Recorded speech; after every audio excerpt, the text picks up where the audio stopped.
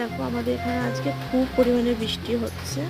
তো বাঙালি মানেই তো খেতে খুব বড্ড ভালোবাসে, রবিবার মানে মাংস ভাত আর বৃষ্টি মানে খিচুড়ি। তো তোমরা বুঝতেই পারছো তাহলে আজকে আমার মেনুটা কি খিচুড়ি। তো তোমরা কে কে খিচুড়ি খেতে ভালোবাসো তো কমেন্টে জানিও। তো চলো খিচুড়িটা বানানো যাক। তো বন্ধুরা দেখো খিচুড়িটা হওয়ার জন্য প্রথমে আমি জল বসিয়ে দেবো, জলটা গরম হবে তোমার চালটা দিয়ে দেবো, তোমার চালটা ফুটে ভাত হবে। তো ভিডিওটা শুরু আগে বলতে চাই, যদি ভিডিওটা ভালো লাগে প্লিজ শেয়ার কমেন্ট লাইক আর সাবস্ক্রাইব করতে একদম ভুলবেন না। চলুন শুরু করা যাক। দেখো আমার জল গরম হয়ে গেছে, তার আগে জলের মধ্যে তেজপাতা দিলে এবার চালটা যেহেতু এটা গোবিন্দভোগ চালের আগে তাই চালটা দেবো না, পুরো চালটাই দিয়ে দিলাম। এবার ভাতটা ফুটছে। দেখো বন্ধুরা চাল ফুটে গেছে, তার জন্য তার মধ্যে ডাল দিয়ে দেবো।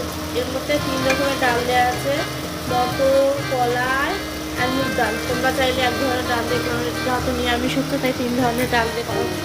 এদিকে মশলা কষানো হচ্ছে, টমেটো আদা লঙ্কা দিয়ে মশলা কষে এদিকে দিয়ে নামানোর সময় দিয়ে আর